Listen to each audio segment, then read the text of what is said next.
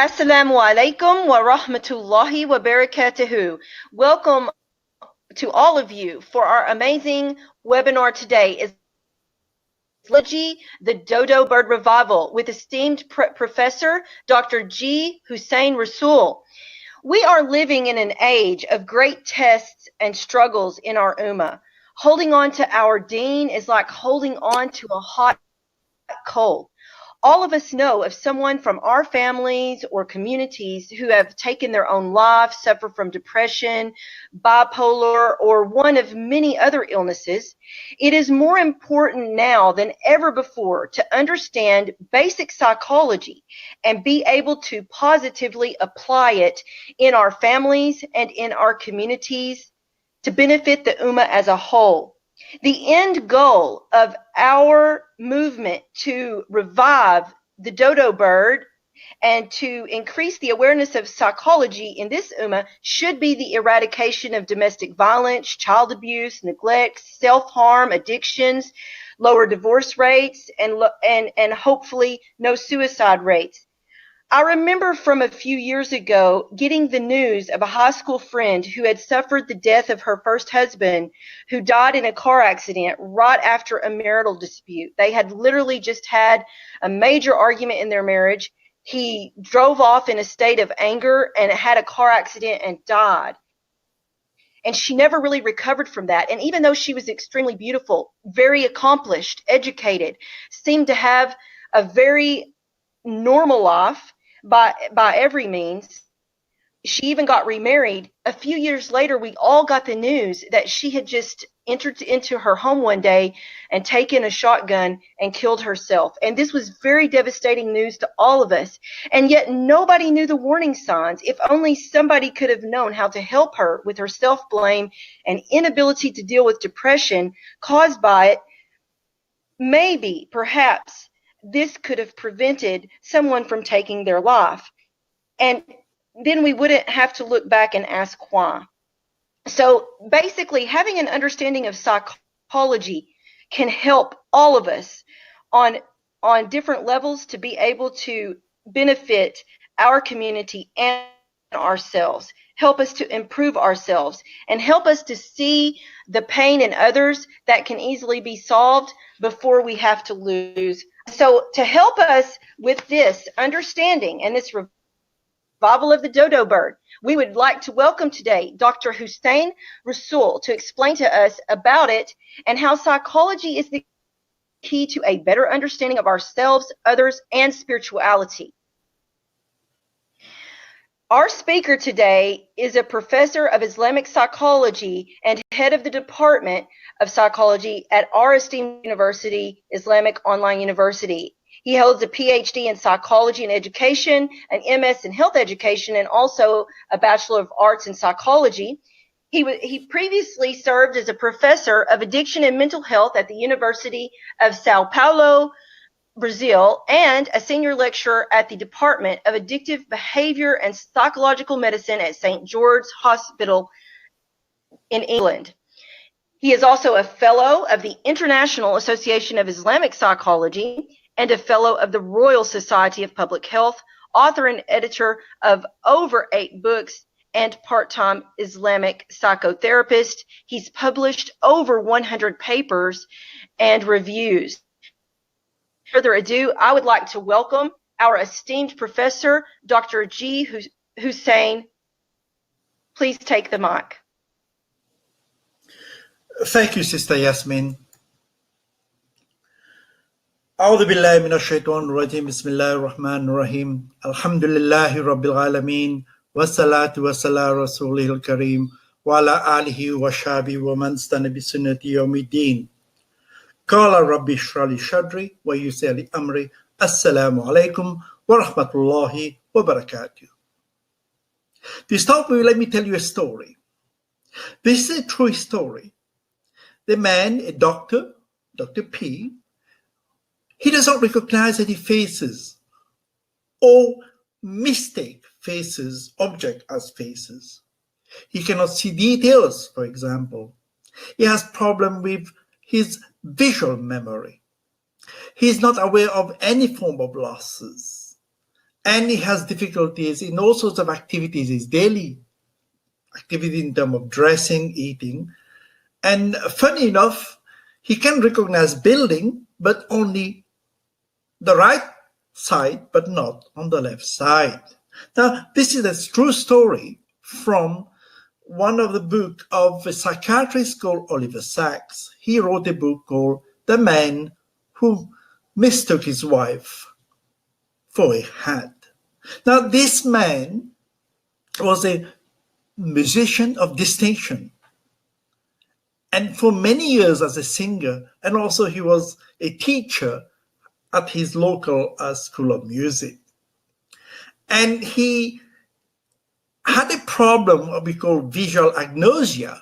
And visual agnosia means that it's a condition when a person can see but cannot recognize or interpret visual connection or visual information due to some problem, some damage or disorder in the parietal lobe. The parietal lobe is the lobe at that side, okay? There's the frontal lobe. So it's a side of his head where there was some problem, some disorder, and that what we call vision. And that's why he mistaken his wife for a hat, or he mistake his wife, for a head covering. And that's true.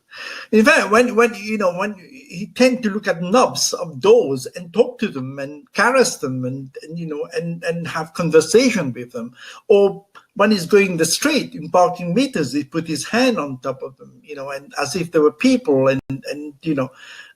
so he had this particular problem. And this is where the story ends, in the sense that here we're looking at psychology, but also we look at neurology or biological psychology. So where different branch of psychology can try to explain this particular behavior. So basically, this man had problem what we call visual information or faulty processing of visual information.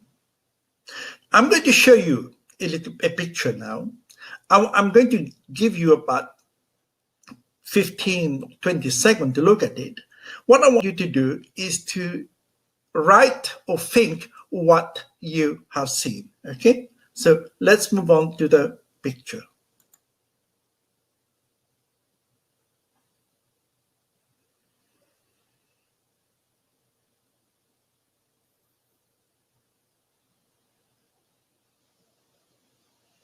Okay, anybody tell me, I know you tell me about, what you saw or what you didn't see. Is that possible? Can we have some messages?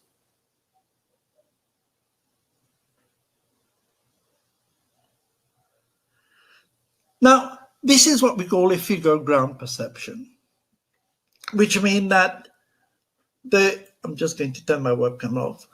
It means that there's it depends how you see it. Some people would see it as a figure or two figures, or some people would see it as a vase. This is to do with visual perception. Again, what we see sometimes, what goes in the back of our brain is not, our brain interprets it, and sometimes we see things that's not there. Some people can see two faces. It depends how you look at it, the edge of it, or you look inward. Then the central white region is seen, this is a blue region, is seen as a vase shape in front of a black background.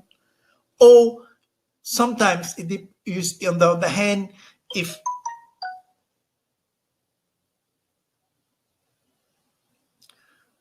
and sometimes you can see it. On the other hand, if you look at the edge as an outward, then you have the two blue profile in the picture there are perceived on a blue background, and no vase shape is perceived. So you can either see it as two faces, or you can see it as a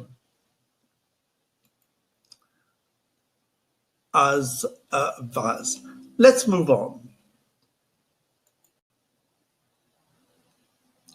Now we have the dodo bird. Now we call it the dodo bird revival. The dodo bird is a bird which is a flightless bird, which means it can fly, and it was endemic to the very small island of Mauritius in the Indian Ocean. And later on, I'm going to give the secret why we call Islamic psychology the Dodo bird revival. So you have to bear with me. Now, let me tell you some secrets. Let's go with the first secret.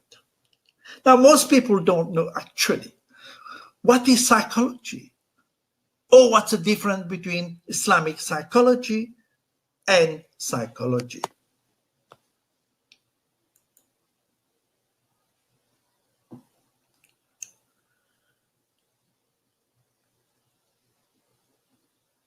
Psychology derived from two Greek words. Psyche means soul, and logos means study. So soul and study. So literally, psychology means the study of souls, but now afterwards, people start talking about, rather than soul, people talking about study of the mind. So when we refer to psychology in the olden days, we refer to the soul, which is the core or the essence of the person. And this was prior to 1800, where most people were studying the inner mental life, which was the study of the soul. It was only in the 1920s when a new school of thought began, then you start changing the study of the soul to the study of behavior and experience, which we come to the next slides. So nowadays, we look at psychology as the science of behavior and mental process. Personally, I like the definition of that. Psychology is the scientific study of human behavior and experience. So, in fact, nowadays we're going back to study of the soul because people are interested in the relationship between spirituality or religiosity or the soul and mental health. So we've gone back the full circle from soul and then become more scientific, and then now we are going back to study the spiritual being, the essence of being, which is the soul. When we talk about psychology and behavior, we're talking about, on one hand, you have behavior, on the other hand, you have mental process. And these, when we talk about behavior, we talk about all the things we do, walking, talking, and so forth, and we have to be able to observe it. Mental process as well, our motivation, our emotion, our memory, our learning, how we learn and how we interpret information, our visual information, all these are indirectly observable, which is private and internal. So this is the modern definition of psychology, the scientific study of behavior and mental processes.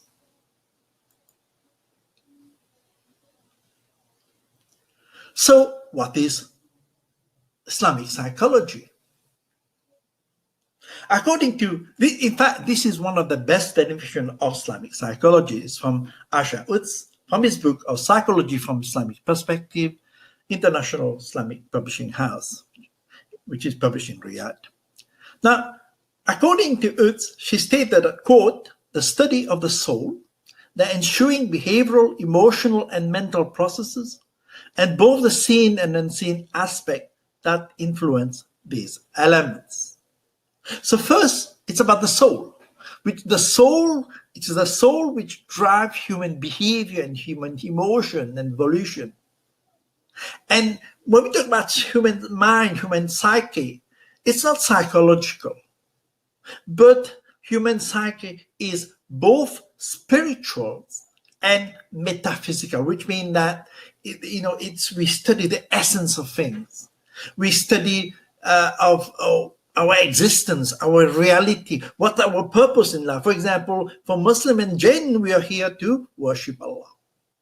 And also part of it is a seen and unseen aspect.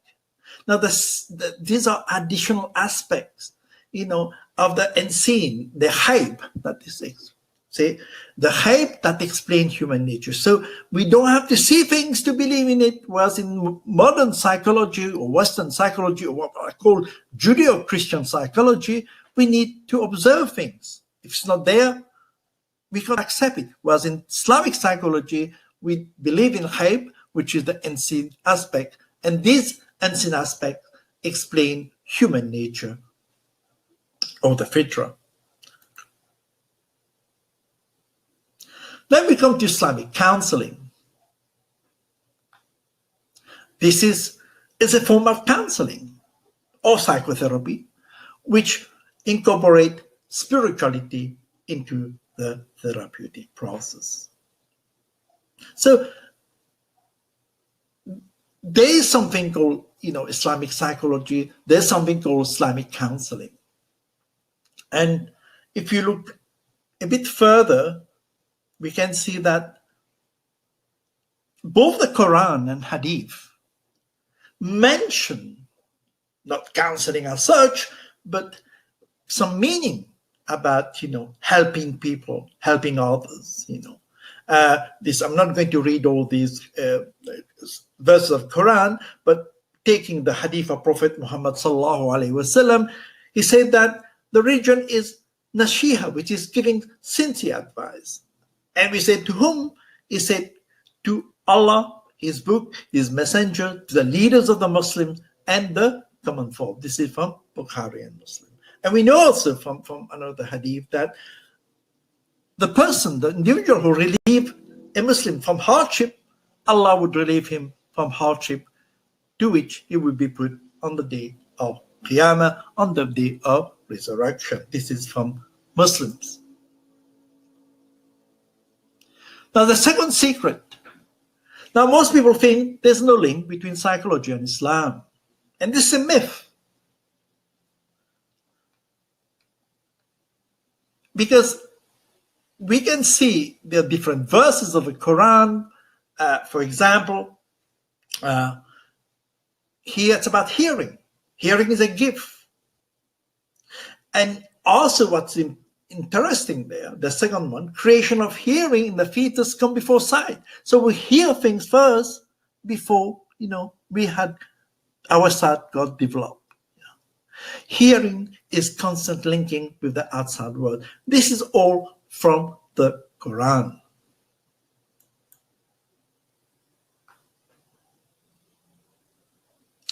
From Surah Mulk as well, And again, from a hadith of Bukhari and Tirmidhi, Prophet Muhammad stated that if I deprive my servant of his two beloved, which means his eyes, and he remained patient, I will give him paradise in compensation for them. So all these, what we call biological psychology or neurological psychology, are all found in the Quran or also in the Sunnah.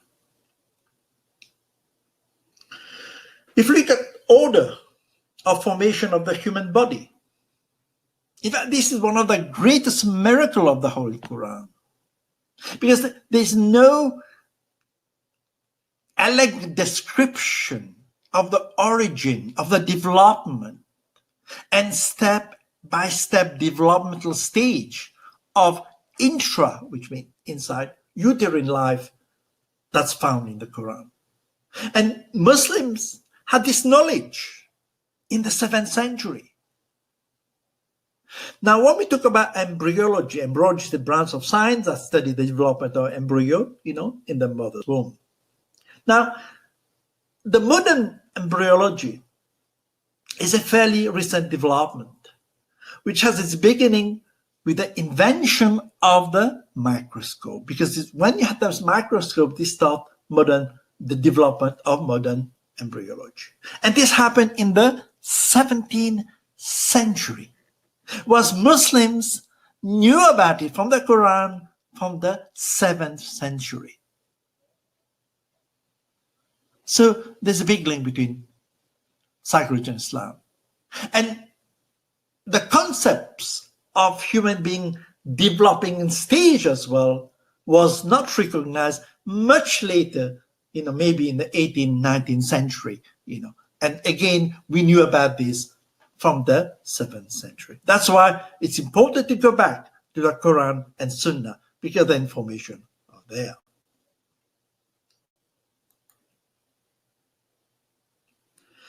This is the treatise we talk about,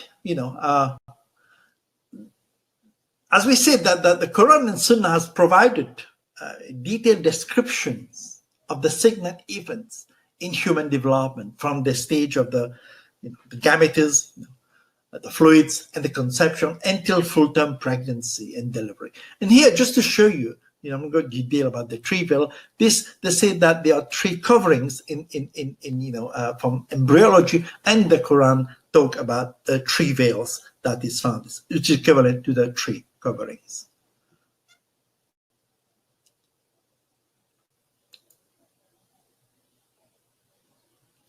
Then the origin that control movement. In fact, when we look at the frontal lobe, the front part of our brain, of our head there, that's called the frontal lobe, is that part of the brain that very important in controlling cognitive skills, your thought process, but also your emotions, your emotional expressions, your problem solving, your memory, to do with language, to do with your judgment, and also sexual behavior. It is in a sense some sort of control panel, the dashboard, that control our personality and ability to communicate. Now here we talk about, that forelock, lying sinful forehead, that's stated in the Surah 96, verses 15 and 16. And if you look at the in Bin Kathir, the Tafsir Bin Kathir, you talk about a lying sinful forehead, meaning the forehead of somebody who is sinful in his action. So again, if you look at what modern physiology or biology state and what the Quran say, Islam were far more ahead in terms of explaining different role of the frontal lobe in controlling all forms of emotions. I shall move on. Now, when we come to nafs, we talk about nafs, and sometimes people talk about ego. We have the ego, the super ego, and also the the id, which is from Freudian psychology. But the Quran talk about the three types of nafs: the commanding self, the accusatory self, and the peaceful selves. And the Quran explains how these states command our mind, our psyche, and tell us what to do. They control us and dominate us. And you find in all these, there's more, these nafs, this ego, that's often found in the different verses of the Quran, from Surah Yusuf and so forth. So this is about the ego, but this different stage of the ego, rather than development of the ego. That's the difference between Freudian psychology and Islamic psychology. This is a verse from the Quran, Surah An-Nisa, Surah 4, verses 5, and interpretation or meaning. And do not give the weak-minded your property, which Allah has made means of sustenance for you, but provide them with clothing and so forth. Now, in that particular verses, it's talk about mental health in the Quran, because Allah has prohibited giving the unwise, the weak-minded, the freedom to do as they wish with their wealth. Yeah, and Allah has made as a means of support for these people. So this type of ruling applies because of people being young, but mainly about people in case of insanity, erratic behavior, or those who have a weak intellect. And this is to do with mental health in the Quran. Prophet Muhammad sallallahu alaihi wasallam can be seen as apart from his multitude of roles, he was a therapist in the proper sense. He encouraged therapy, giving sincere advice, as we saw previously. He didn't have one answer for every question because why? Why he didn't answer for every question? Because sometimes we have different hadith. Yeah. Why? It's because he looked at individual needs, what we call holism, yeah, holistic approach, which means you look at the person as a whole, yeah, and you tend to meet the individual needs. That's why he didn't have one answer for everybody. No, one answer for each person. He paid attention to people, considering their behavior, the psychology, and use some sort of counseling that would help them spiritually. Empathize with people, was not judgmental. If you remember, I don't have time to go through it, the Bedouin who urinated in the masjid. He was non-judgmental in that case. Yeah? And he tried to get rid of stigma, and that's good. It's good to go therapy because, Allah has created disease, but also Allah has created treatment intervention as well. Now we come to very important psychologist. I think for me, he is the father of cognitive therapy, which we didn't know because we don't read those books. Now, this man, scholar, he was a scholar from Balkh. Balkh is a place, it's a province, part of modern Afghanistan. Yeah. And he was born in roughly 849 Christian era, and he was a polymath. Like most of the scholars of the golden age of Islam, he was a polymath, which means he studied the variety of subjects: geography, medicine, philosophy, theology, politics, poetry, ethics, sociology, grammar, literature, and astronomy. And he wrote about 60 books and manuscripts. And one of the manuscripts was found, I think, if I'm correct, in Istanbul Topkapi Museum, was this particular treatise, which was in Arabic and later on translated, and also the Professor Malik Badri, more or less translated as well. Anyway. So basically, al-Baqi, in his Sustainment of the Body and Soul, he classified many things between neurosis and psychosis.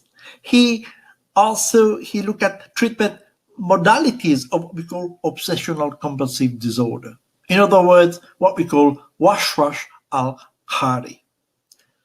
If you look at some of the diagnostic criteria, for example, which would come later on, it's very similar. What he described, how he is diagnosed, the criteria for diagnosis of OCD, which is obsessional compulsive disorder, and what modern criteria are very similar, if not same. Let's move on and look a bit about his work. He introduced the concept of mental health, mental illness. Or he mentioned mental hygiene. And he related that to spiritual health. He used the term Al-Tibad Ruhani to describe spiritual and psychological health, and Tib al-Qalb, calming heart, to describe mental medicine. And he was the first one to differentiate between neurosis and psychosis, and the first to classify neurotic disorders. In fact, he was the pioneer of cognitive therapy in order to treat each of these classified disorders. He also made the relationship or connection between the mind and the body, because when the health of each having significant consequences on the other, which means if you have a physical problem, you can develop psychological symptoms. If I worry too much, which is psychology, and I can have an ulcer, which is the physical thing. So that's what he found out in the 9th century. And he talked about, the connection between mind and body, the interaction between the mind and body, that the psychological pain may lead to physical illness or bodily illness. And this recognition, which was later discussed by another physician of another Islamic scholar called Ali Abbas, but this type of mind-body connection didn't come into the consciousness of Western Judeo-Christian psychologists until Freud, in the 19th century, began exploring this particular idea of mind and body connection, 1,000 years later on. Now, this is very interesting because the DSM, the Diagnostic Statistical Manual of Mental Disorder, it's a criteria for, it's a template, for diagnosing certain disorders. And we call it DSM-5 because it was more or less came into existence in 2013. It's developed by the American Psychiatric Association. Most psychiatrists, tend to use that, although others tend to use the WHO version of what we call ICD-10. Anyway, but one need to focus there is the difference between DSM, how they describe it, and what al-Baqi described OCD.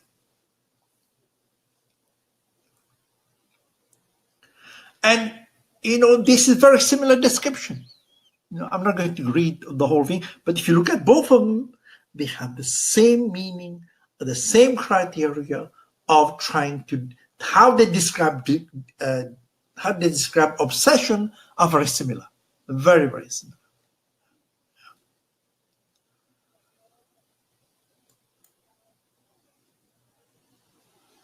And if you look at the amazing,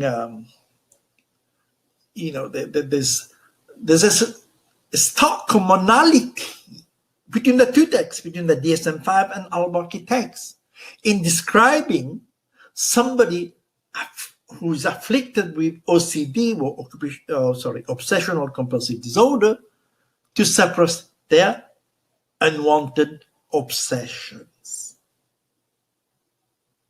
Obsession of thought, just to mention that, and compulsion other acts. Yeah. You think that you are dirty, so you keep washing your hand during wudu, and you never finish your wudu because you keep, every time you go and touch something and you think you're dirty, and so there's a relation between the thought and the rituals, and that's what we call, in Islamic term, in what I describe as the typology of OCD, is called washwash al-Khari.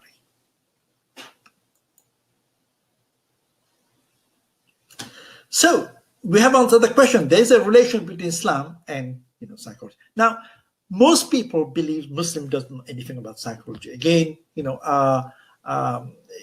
can read about what Numan Ali Khan said later on, but basically he's saying that modern psychology fixes on people. We focus on looking at perfection in our Creator. This is another famous scholar, polymath, Persian polymath, physician, astronomers, thinkers, writers of the Islamic Golden Age. In fact, he's been described as the father of early modern medicine. He has written 450 works. Around 240 of these works survive, including 150 on philosophy and 40 books or manuscripts on medicine. His most famous one is a book of healing, which is a philosophical and scientific encyclopedia. But most famous one is the Canon of Medicine, which is a medical encyclopedia, which became a standard medical text at many medieval studies. Even in France, they were using it as a textbook as late as 1650. In 1973, the Canon of Medicine was reprinted in New York. So besides writing about philosophy and medicine, he wrote about astronomy, alchemy, geography, geology, psychology, Islamic theology, logic, mathematics, physics, and works of poetry. He's also famous for having rules about clinical trial. There was no such thing before. Because he said there are 7 conditions to recognize the strength of the characteristic of medicine through experimentation. In other words, what he was trying to do, he wrote a treatise on clinical trial, which means that how do you going to test drugs, whether they work or not, whether they are effective or not, whether they are relieving the symptoms. So basically, his treatise was about modern concept of pharmacology and what we call clinical trials.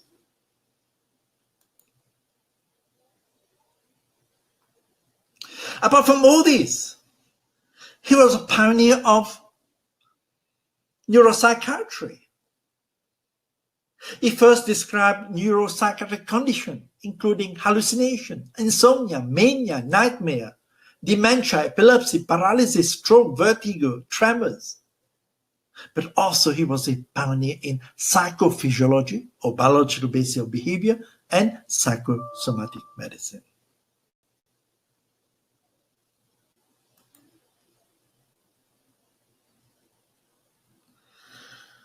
This is Ibn Sina psychology.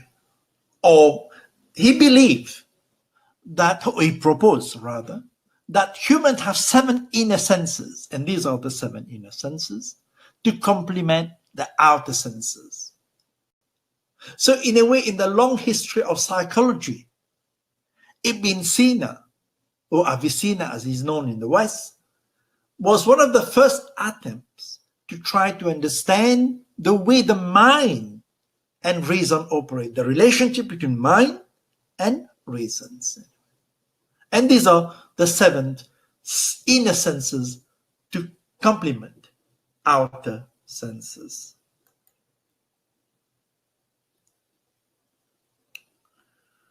So in other words, he linked mind and body, which is what we call psychosomatic disorders before, psychological disorders, delirium, memory disorders, hallucination, paralysis.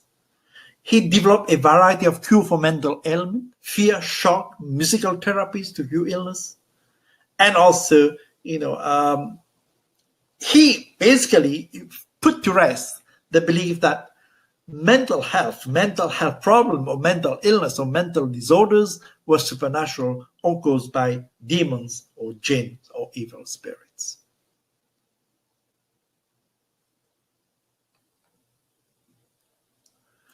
The next slide is just a very brief contribution to psychology from, there are more than that, we don't have time to go through it, but it just give you an idea of the vast scholars in the golden age of developing from experimental psychology to social psychology to sociology to all related discipline with psychology.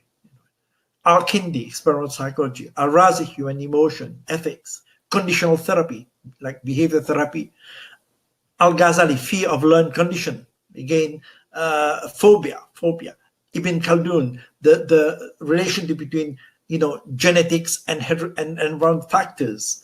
And the man was a tabula rasa. Tabula rasa means a blank slate. This is very much behaviorism. And also finally, Najibuddin Muhammad. We talk about different mental disorders from depression to obsessional neurosis.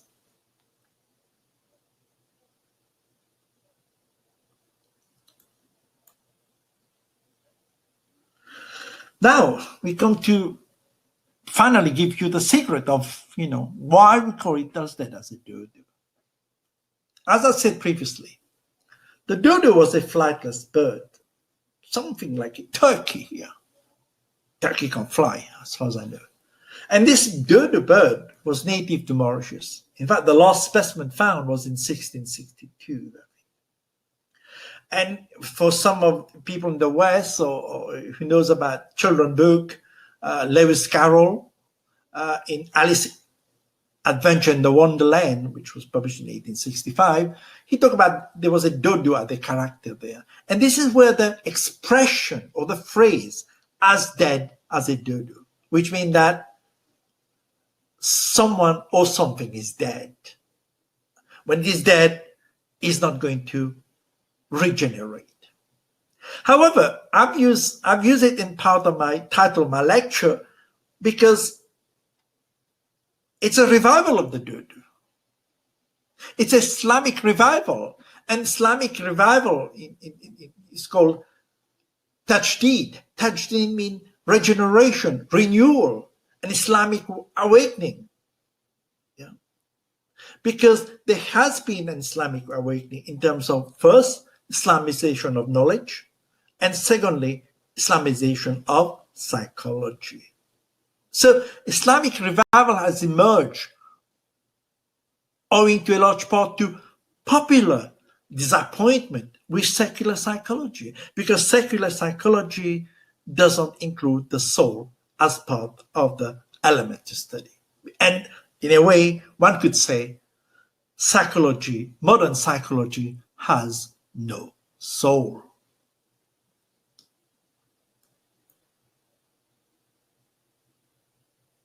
So the purpose of psychology is it can be applied not only for society, for the ummah, but also in your own life. Later on, you're going to, we also have benefits, many benefits to the individual and also to the ummah. Now, one of the best ways to help the ummah is to share the knowledge. Now, if you have knowledge of psychology, you can apply it in helping the ummah. You can write books on psychology. You can, this can benefit your article, giving speech, teaching a young, or doing some form of treatment. So it helps you raise awareness, not only your own awareness about health issues, because sometimes you can do health psychology. You help the ummah who are in psychological difficulties, having phobia, anxiety, stress, marital problems, aggression, child abuse, violence, dealing with trauma, especially a lot of our brothers and sisters going through civil war, where there's a lot of trauma, post-traumatic stress disorder. Helping ummah to treating learning and behavioral problems in children and adolescents, and also develop the ummah in terms of psycho-spiritual development, which is tazkiyah nafs, the purification of the soul. Now we shall take one or two questions.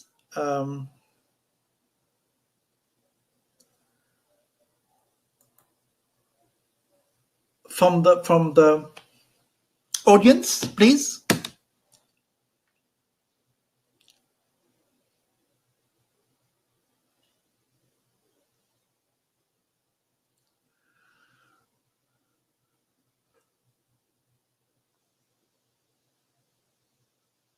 Yes, there's stigma. Yeah. Any questions?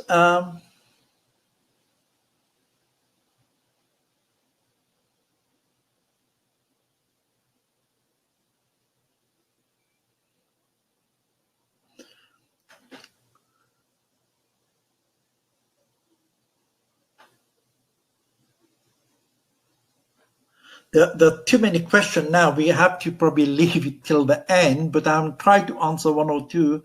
How can therapy differentiate from secular therapy when it comes? Oops, God, it's moved so quickly.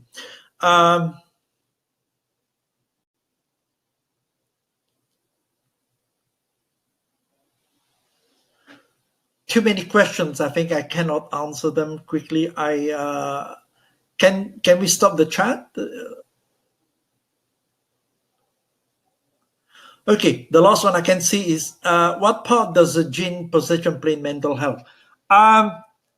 very interesting. I would take another few hours of lecture, but I'm sorry, I don't want to be modest there, but I've just published a book on evil eye, jinn, and mental health issues from Islamic perspective. It was published last week from Rujed. If you want later on, I can, if you write to me, I'll send you the details of it. And explain everything about jinn, evil eye, and magic and everything else. Just in order to qualify on that question is that the symptoms of mental health and the symptoms of jinn possession are similar. Very difficult to know sometimes which is which. But from my experience, I live in London, in UK, I will live in South America, and I travel many parts of the world. And what I found that most Muslims, whether it's in Dhaka, whether it's in Lagos, whether in Timbuktu, whether it's in Chicago, they all say they have jinn possession, but in fact, they have psychiatric problems. Because it is acceptable to say that we have jinn possession or magic, rather than saying, we suffer from schizophrenia or anxiety states or neurotic disorders or whatever it is. So it's because of that we tend to say that, we have, we tend to say that we have, these problems rather than saying we have mental health problem or psychiatric disorders. Okay, I'll take some more questions at the end of the session. I shall move on, if you permit me.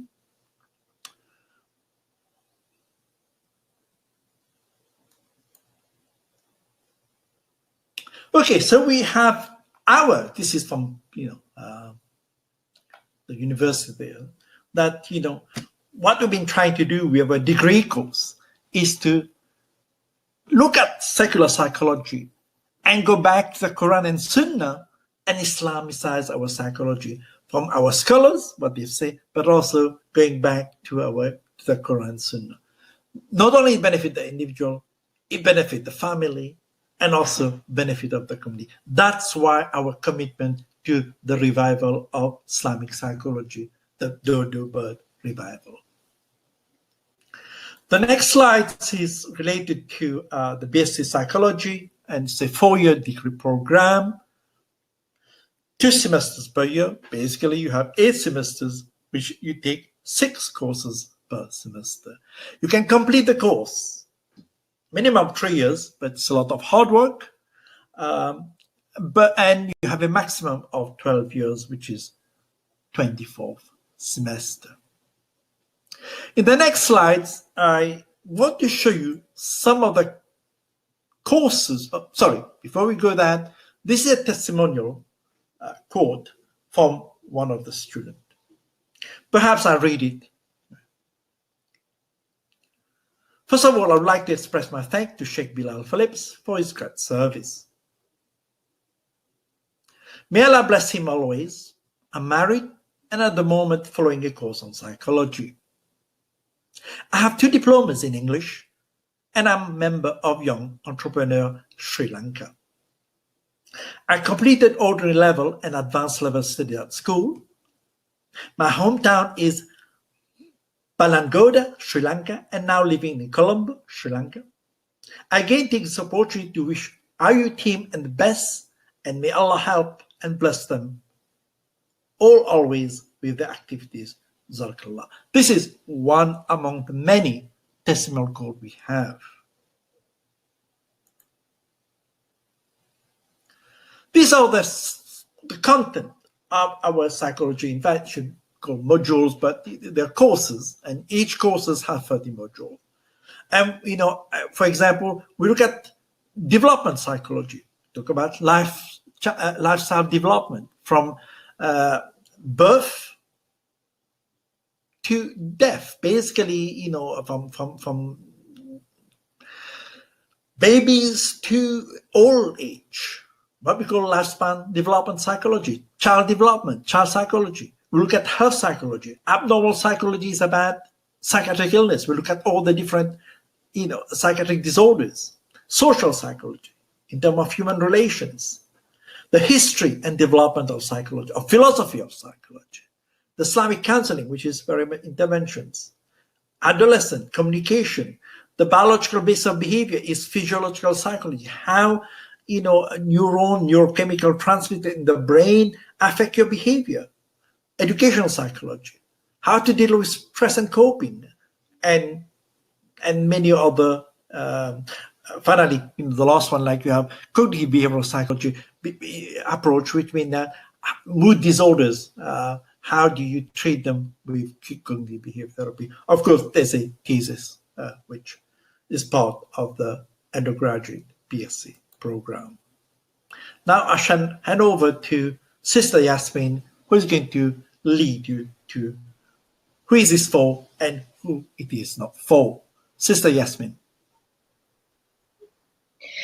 Jazakallahu khairan, Dr. Rassool, for this enlightening speech. I've personally learned so many interesting things, and I feel motivated to embrace the Dodo bird revival, and I feel very motivated to apply some of these things into my life and consider taking this degree myself. Thank you very much. Many of you are probably asking yourself, why should I take this degree? I would like to just remind us all that Rasulullah sallallahu alaihi wasallam said, to save one life is to save the whole of humanity. And when you think about something else that he said, which is that our ummah is like one body, and when one part of it feels pain, we all feel pain. When we think about that deeply, it means that even if one Muslim is suffering from some sort of psychological illness, pain, anguish, anxiety, whatever it may be, it really does affect the whole of our ummah. And we all have relationships in our lives. All of us have experiences which have shaped us either positively or negatively. But we don't have to let those experiences shape the entirety of our life. And when we think about saving a life, I know that in the beginning of the webinar, I focused on just one isolated fact of suicide, but also saving a life can be taking someone who is in a current state of dysfunction and helping them to have a normal and stable life. That's also saving a life. So subhanAllah, having an in-depth knowledge of psychology will not only help us to understand ourselves better, but also help us understand all those around us on a higher level.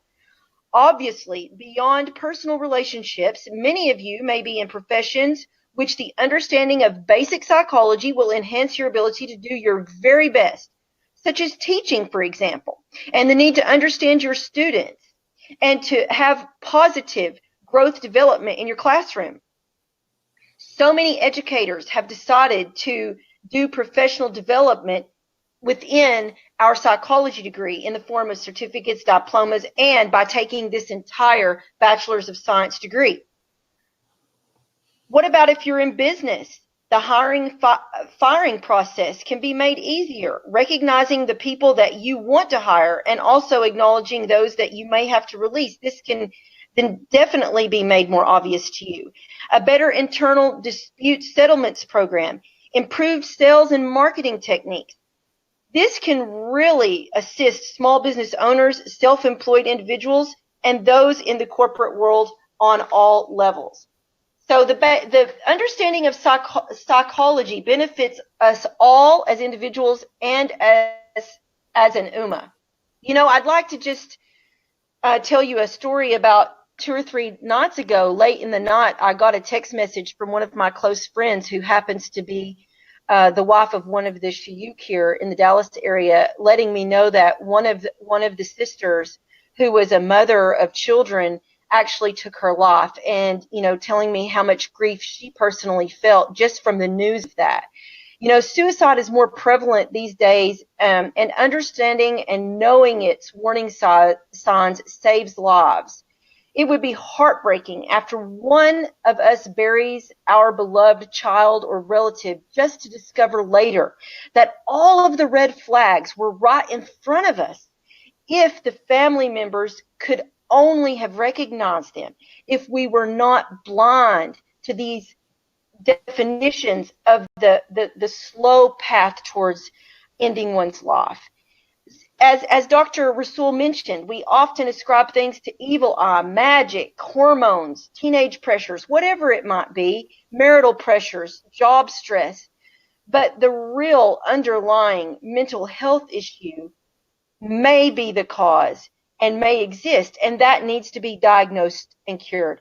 So we really need to be a united Ummah working for the building and development of its psychological well-being, which fosters better relationships, more loving and stable marriages, and balanced, healthy youth, which we all want to have.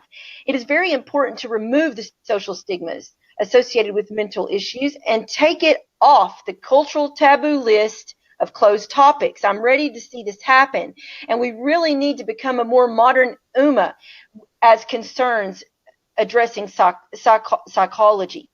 May Allah Ta'ala help us take a step forward today and ensure our psycho-spiritual development. IOU has made this very easy for you in offering some different specials.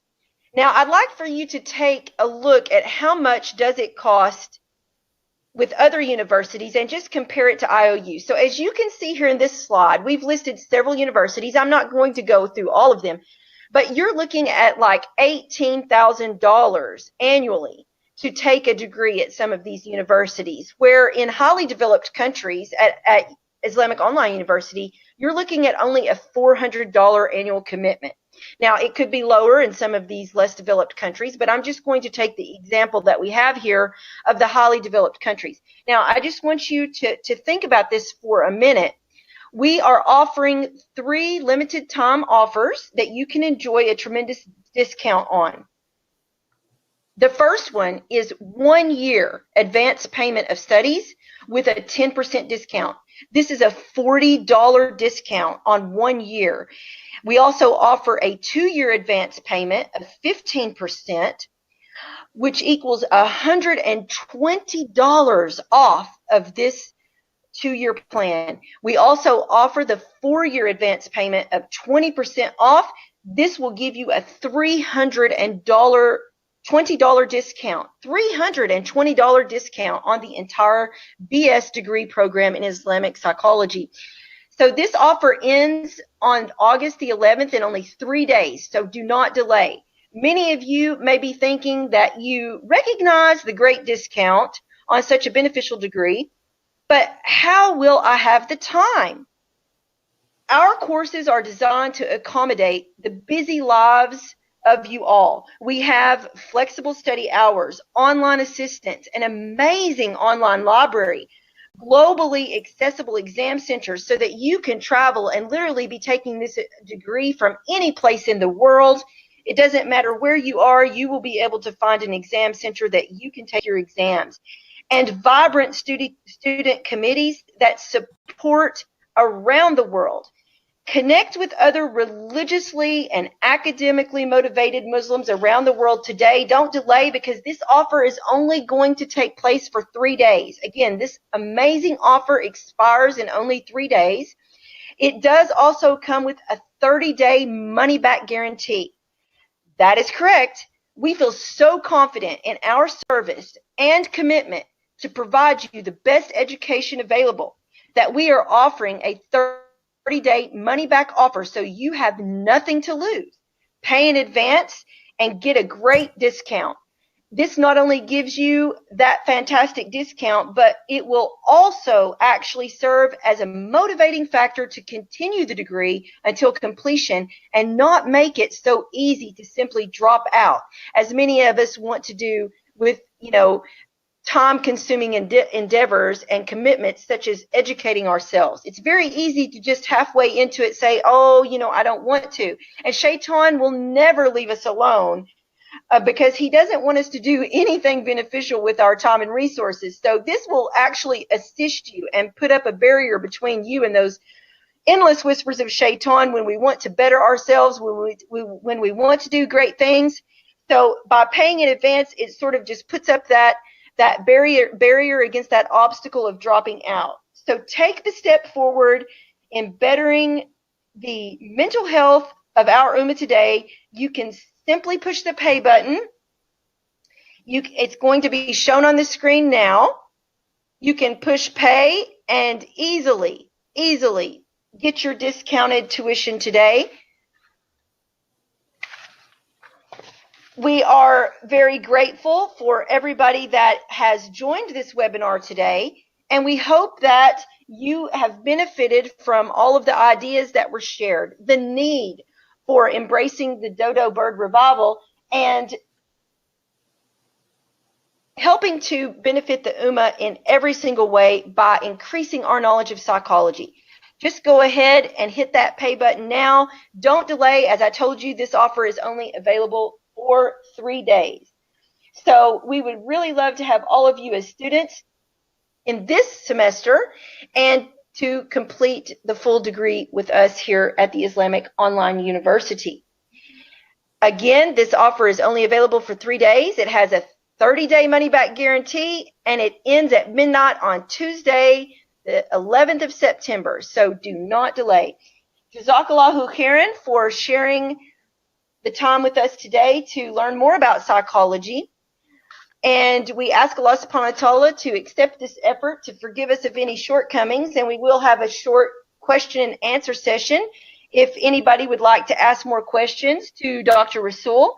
If you would, please go ahead and post them now, and then we will conclude the webinar for today. Go ahead and post your questions now if you would like, and you can also refer back to the payment link from our website if you please.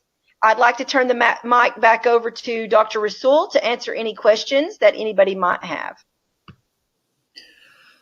Thank you, Sister Yasmin.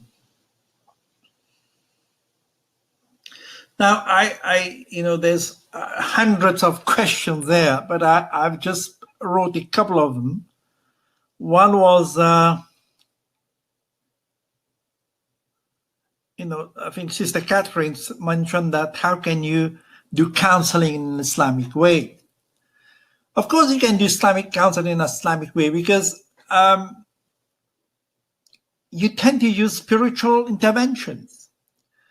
And in one of my books on Islamic counseling, which came out in 2016, I look at all the different therapies, from Freudian to humanistic to client-centered, solution-focused, and all these therapies, and see how compatible they are with our Aqidah of Sunnah wal Jama'ah and also our belief and practice. So there are some that's not totally incompatible with Islamic practice. There are some that can be modified, especially the cognitive behavioral therapy, because as we can see in the slide, Al-Baki was the pioneer in cognitive behavioral therapy. So we can use that. And also we can use that type of therapy. We've complemented with spiritual intervention, whether it is zikr, whether it is salat, whether it is other forms of purification of the soul. That's one question. Now, about depression in children. Now, of course, if you should be able to, your children, the behavior of children, and sometimes they change the behavior, they wet the bed, or their behavior change. Now, your children, you have a baseline behavior. I mean, if you find something bizarre, strange, because they may be taking drugs, synthetic drug, whatever it is, then, if you don't know how to deal with it, you refer to somebody who's professionals. That's the only way. You can't deal with it. You can. How do you recognize this? Again, depending on each case, it's difficult for me to say that. Somebody also mentioned a few times, came out that, what is Islamic view of attraction? Now, if you study social psychology, the psychology of attraction is the same as the psychology of making relationship. If tomorrow I'm trying to form a relationship with you, a professional relationship or what-wise, this is the same process, like dilation of the eyes and all sorts of nonverbal behavior. They're the same as psychology of attraction. And sometimes people get mistaken They think, you want to be professional with them, and they want you to be friends with them, or much more than friends. This is psychology. So there's answers to that. What is phobia? Phobia means fear. Fear of something. You have fear of almost anything. So anyway. I think I've answered most of the 4 questions I've written there. Let's take one on here. I already have BSc Counseling Psychology. Would like this one, counseling. No, we don't have a course. We don't have a course on. We have courses on Islamic counseling, 1 and 2, but not necessarily a degree in it. Inshallah, in future, we're going to have a diploma in counseling skills, or counseling, or Islamic counseling, inshallah. Not at the moment. Now, my Bachelor of Social Science degree, major in psychology, can I do some module in psychology? Yes, I think, it depends, whether you need to contact help desk who would help you with this technical problem. Any more questions?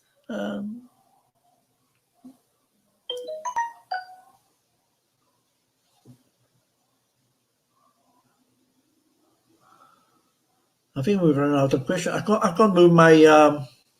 Don't look at. Can you move the messages, chat a bit up? I can see. Go on. Okay. How do you overcome headache and ADHD? Again, you need to see somebody, a specialist. It cannot give you a ready-made answers there. I think if the best thing is to go to a specialist. Okay. How do I get audio of this lecture? Probably one of the administrators will be able to tell you that. Is there a master's degree in Islamic psychology? No, not at the moment. Inshallah, in the near future, we're going to have a master in Islamic psychology. We're working on it. What the role of soul in modern psychology? Of course, there's, nowadays everybody's going back to the soul. They're studying the soul, what they call consciousness. Yeah.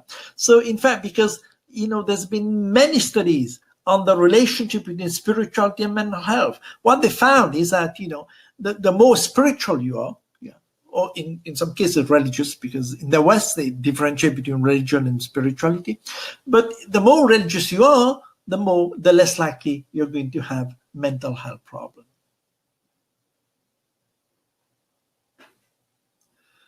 Discount, I cannot answer. I already have a BSc counseling discount. I would like to spend some in counseling. No, we don't have the program at the moment. No.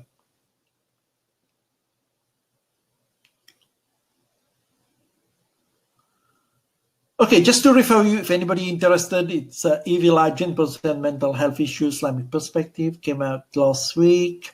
You can get it in Google. What else? How do you know if a child is having gene problem, depression? Very interesting, because sometimes the symptoms are very similar. Now, the only way you can do that is by doing ruqya. You might not know. You have to get somebody who practice ruqya according to the Quran and Sunnah, not outside that framework. Outside the framework is haram. Yeah, if you get somebody from Saudi, they might be able to tell you whether somebody having evil. It could be an evil eye. It doesn't have to be. It doesn't have to be jinn possession. And it's amazing how many people get evil eye and doesn't know, or don't get treated either. Okay. Dr. Rassool, I have a question. Yes. We probably have a lot of mothers out today.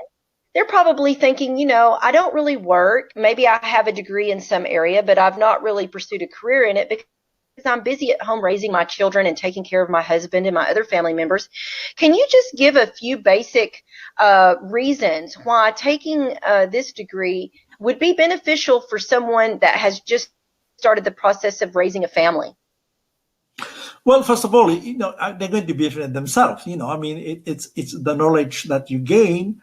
Because, like I say, we use a lot of Quran and Sunnah literature, which means that you're going to learn about these as well. So you're the Hadith, you're in Quran, you're living science, you're learning about that. Now, first of all, it's about you. Secondly, it's about you learn about development, child development.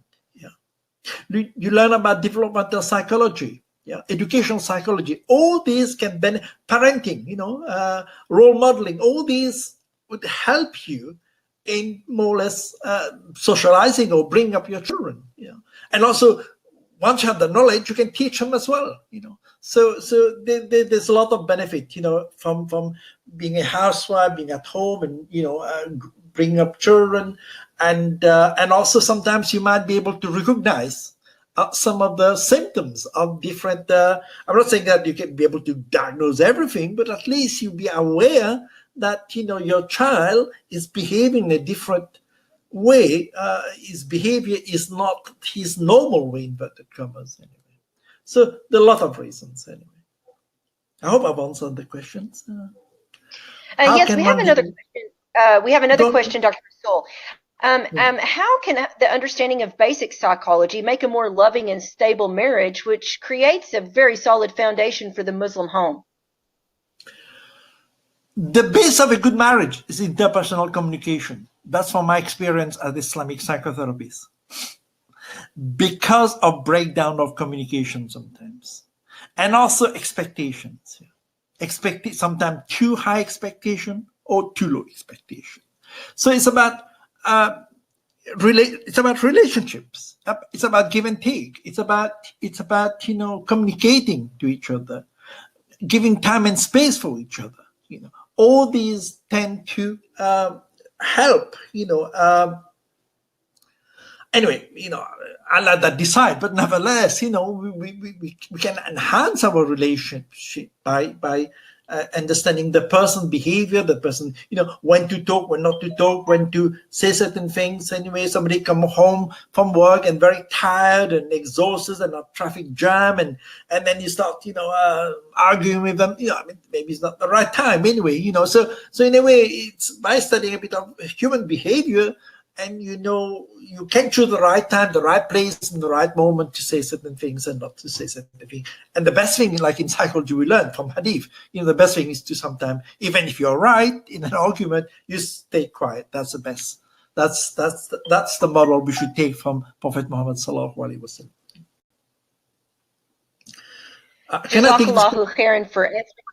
Thank you. Yes. The verse of Quran, I miss it now. Let's go. It's about the verses of the Quran. I'm doing STC, would like to study Islamic studies. Yeah, there's no problem with that. About the career that you can maybe talk to somebody later on. How Islamic psychology data? No, this is the whole point. What we are saying there is not dead there's a revival. We are reviving. We're taking a genetic print from Islamic psychology, and it was great in the golden age, but now we are reviving it. We just hang on. Let's go back to Quran and Sunnah. Yeah. And there's a lot of psychology we'd have to learn there. Because the more you learn, the more you read the Quran, the more you find something new, and the problem is our intellect is not that advanced, because every year you find that, like recently they say, alcohol, no matter how much you drink, is bad for you. Yeah. But for years, we've been saying that, 400 years ago, that alcohol is bad for you. There are benefits in it, but also there's a lot of problem attached to it anyway. So again, it's going back to Quran, Sunnah, and also. So it's not dead. We're reviving it, Dr. Rassool, I was just reflecting on the fact that when you look at even the invocation booklets that we all share with each other for gifts and we have in our homes to be able to call upon Allah subhanahu wa ta'ala in so many different areas of our life, there's a lot of dua that we have in those booklets that focus on anxiety, fear, worries over our wealth, worries over our health, worries over our family, sickness, illness, so many different things, which goes to show that Islam, like you said, has recognized the psychological element to our humanity. And basically, this is something that has been ignored for so long, which is the reason why we do need to revive it. And we need to make sure that within our ummah, the concept of psychological health is no longer a taboo. Yes, well said. I couldn't say it better than that. Yeah, I quite agree with you. This is it. Because I think we tend to miss. We tend to look for in Western sort of therapy, mindless therapy and all these things. When we have dhikr, when we have all sorts of, making tasbihs if you want to, and whatever it is, simple things, and which you can do, which would be as effective as other therapies.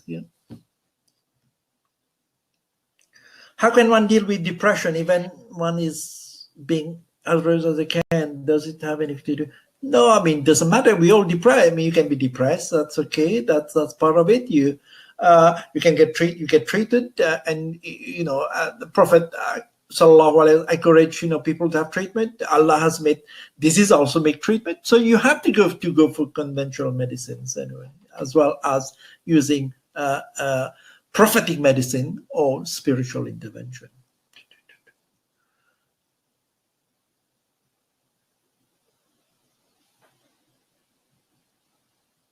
Dr. Rassool, I think one of the key things to having a degree in psychology from our university would be to enable those who take it to recognize the warning signs of illness early on so that it can be treated and people that can have functional lives, better marriages, raise their children in a better way. I know one of the biggest obstacles that we face in these days and times in our ummah is maybe sort of a very cultural understanding of how to build our relationships and raise our children. Sometimes those ideas might not be in the best interest of the psychological well-being. Can you expand on that a little bit?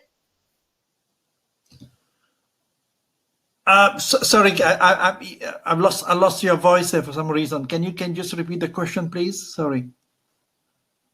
Sure. I said I would just like for you to expand a little bit on how taking a degree of Islamic psychology with us here at the Islamic Online University would benefit people in being able to diagnose issues, better their lives, raise better children, and have improved marriages.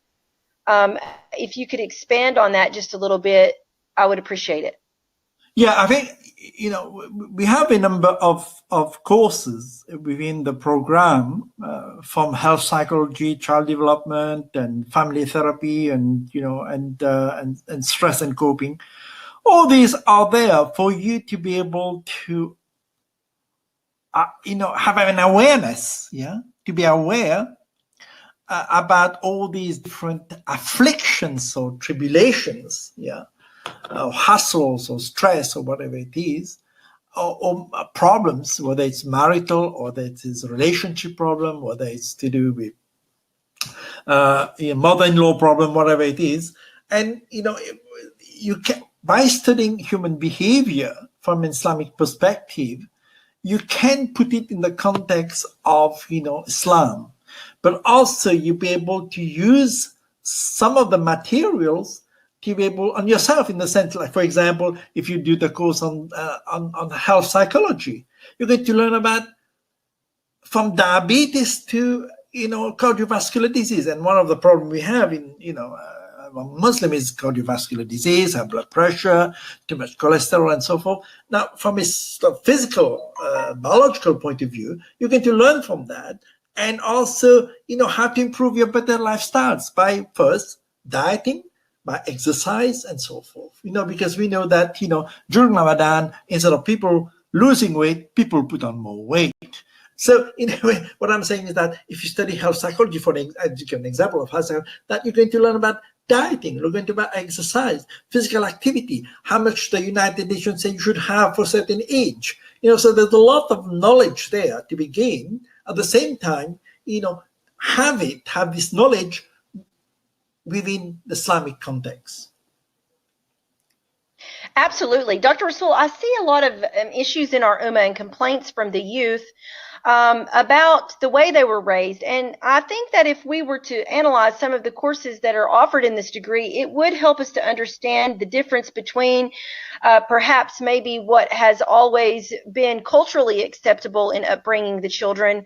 Maybe in some cultures it's okay to do shame and blame. Maybe in some cultures it's okay to use physical discipline as opposed to a more rational approach.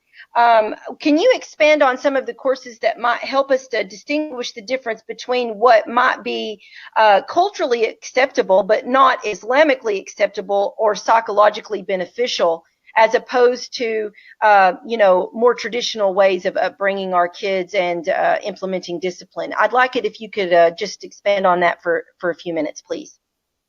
Like I say, I'm not an expert on child development, but there are other people more expertise on that area.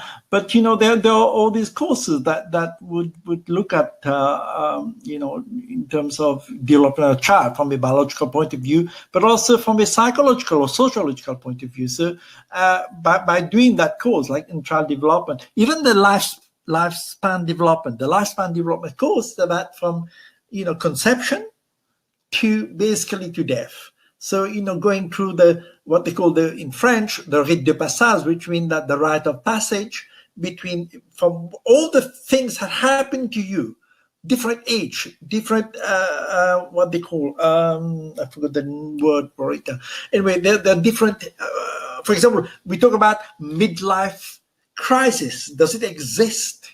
Some people say it doesn't for men, midlife crisis. And so you learn about all these things about, the dangers of, retirement and if you're not prepared for it, psychologically or physically or financially. So all these are what I would call applied psychology. It's not the courses we have are not theory. Some of them are.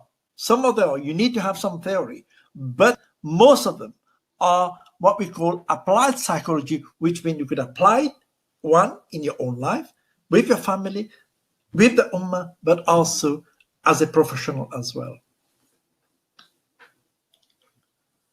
Yes, I totally agree, Dr. Rassool. And one thing that many of us will inevitably face is taking care of our aging parents. And it's definitely very, very, very beneficial to understand that lifespan of psychology, simply because they may have certain, ideas or expectations about aging, and we need to understand those issues. Yeah, we need to understand issues to do with elderly people, and there's a lot of verses of Quran telling you how you should treat your elderly. But also looking at retirement, looking at the problem associated with elderly bashing or something like that, but more positive things, what role can they play within modern society? And because nowadays we tend to have nuclear family, and the extended family is more or less being diluted in some ways, in some places, in some countries. But so what's the role of the elderly in our society, and how can they contribute to the ummah, and understanding dementia, understanding Alzheimer, because a lot of our elderly have this problem of Alzheimer, and with the memory problem and confabulation and so forth. So all these, like I say, they are applied knowledge. It's just knowledge for the sake of knowledge, but you use that knowledge in your daily life. SubhanAllah. Dr. Rassool, we really are grateful to you. Jazakallahu khairan for sharing all of this information with us.